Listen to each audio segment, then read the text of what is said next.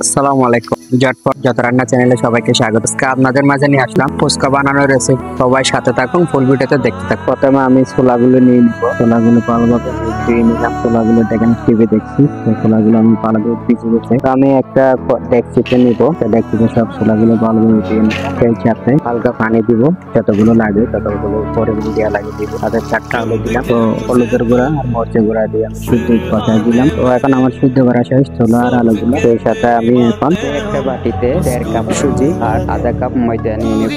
দিয়ে দিব হালকা পরিমাণ লবণ। সেই সাথে হাতের সাহায্যে আমি খুব ভালোভাবে এগুলো মেখে নেব। আমার মাখানো শেষ। আমি সেই সাথে হালকা পরিমাণ গরম তেল দিয়ে দিলাম। গরম তেল দিলেও উপকার হয়, সেটা আপনারা ভিডিও লাস্টে গেলেই দেখতে পাবেন। ভিডিও মাঝখানে গেলে বুঝতে পারবেন গরম তেল দিলে কি হয়। সেই সাথে আমি হালকা পরিমাণ পানি দিয়ে দিলাম। আমি পানি দিয়ে ভালোভাবে সবগুলো মিক্স করে নেব। আমার মিক্স করা শেষ। দেখেন আমার শেষ হওয়ার পরে আমার তৈরি হয়ে গেছে হামিল। সেই সাথে আমি একটা ঢাকনা দিয়ে ঘুরে দেবো।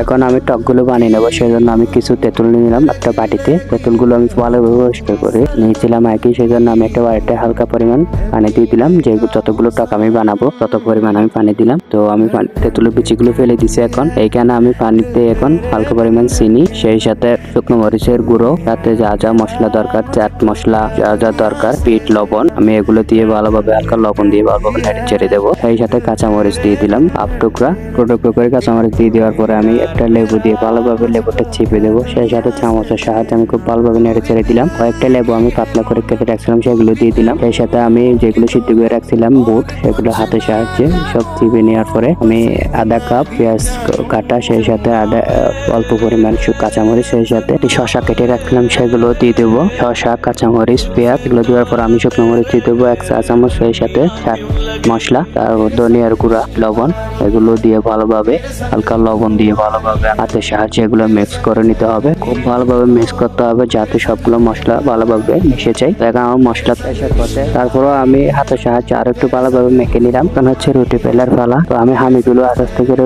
মেলে নেবো। এখানে রুটির মাত্রা আকার হয়ে গেছে, আমি ডবল ফাট করে দিলাম। ডবল ফাট করে দিয়ে আর একটু মেলে নিতে হবে যাতে পাতলা হয়ে যায়। পাতলা হলে তো আপনার ফুচকাটা ফুল উঠবে খুব সুন্দর করে। আমি ডবল ফাটটা আর একটু ভালোভাবে মেলতেছি। তো আমার এখন মেলা শেষের পথে। তো আমি একটা ডাকনা দিয়ে আমি ফুচকা আকারে এগুলোকে কেটে নেবো একটা একটা করে। পুরা রুটি থেকে আমি কয়টা বাইর করতে পারি দেখি। তো আমার প্রায় 8-10টা মতো এক রুটি থেকে বাইরে এসে এরকম 3-4টা রুটি আসছিল। সবগুলো থেকে একদম 20 থেকে 40টা না এরকম আমি ফুচকা তৈরি করছিলাম। তো আমার দেখেন কতগুলো ফুচকা, এগুলোই সব তৈরি করে আমি বাইক করে রাখছি।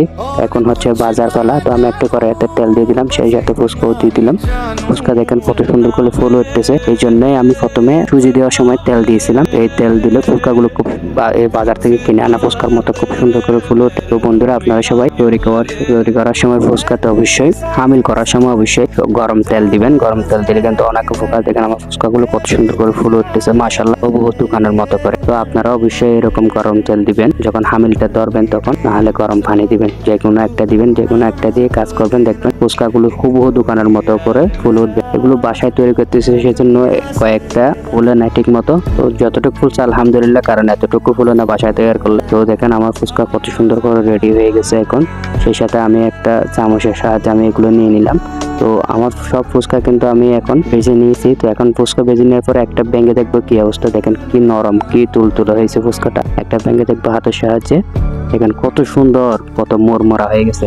তো আমি যেগুলো চটপটে রেডি করে রাখছিলাম সেগুলো এখন আস্তে আস্তে একটা একটা করে আমি ফুচকার মধ্যে ভরবো, যেটা ভর্তা বলা হয়। আমাদের এখানে অনেকে ভর্তা বলে, তো আমরা চটপটি বলি, ভর্তাও বলি, যে যেটাই বলুক না কেন সমস্যা নেই, বলতে পারবে, সমস্যা নেই। তো একটা একটা করে সবগুলো কিন্তু পরে রেডি করে রাখছি।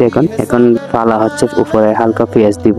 পেঁয়াজ কুচিগুলো আমি কেটে রাখছিলাম আগে, সেগুলো হালকা হালকা করে দিয়ে দিলাম। দিয়ে দেওয়ার পরে এখন পালা হচ্ছে শসা কেটে রাখছিলাম, সেগুলো হালকা হালকা করে সবার উপরে হালকা হালকা করে দিয়ে দিতে হবে, যাতে সেটা ফ্লেভার আসে। দোকানে যে খেলে যেটা ফ্লেভার আসে সেটা বাড়িতে যাতে পাই, সেটা সাহায্যে। সেটার পরে আমি একটা কাটারের সাহায্যে একটা ডিম কেটে নেব, ডিম কুচা কুচা করে নেব কাটারের সাহায্যে। তো দেখেন আমার সব ফুচকাতে কিন্তু ডিম একেবারে কিরকম করে পড়ছে, সুন্দর লাগছে। ফুচকা কিন্তু সবার প্রিয় একটা জিনিস, সবাই বাসায় ট্রাই করবেন। আমি যেভাবে রান্না করলাম সেইভাবে ট্রাই করবেন। খেতে কিন্তু অসাধারণ হয়েছিল আজকেরটা, আপনাদের বলে বোঝাতে পারবো না। আজকেরটা কিন্তু অসাধারণ। দোকানে কিন্তু এরকম ফুচকা তৈরি করতে পারেন। আজকে আমার বাসায় যেগুলো যত রকম মানে সুস্বাদু হয়েছে সেটা বলতে বোঝাচ্ছে আপনাদের। তো বন্ধুরা অবশ্যই ভিডিওটা আপনাদের ভালো লাগলে আপনাদের বন্ধুদের কাছে শেয়ার করবেন, আমার ভিডিও চ্যানেলটা সাবস্ক্রাইব করবেন। ধন্যবাদ সবাইকে সাথে থাকার জন্য। বাসায় তৈরি করার চেষ্টা করবেন, অবশ্যই দোকানের স্বাদের মতো করে বাসায় তৈরি করে খেতে পারবেন সবাই।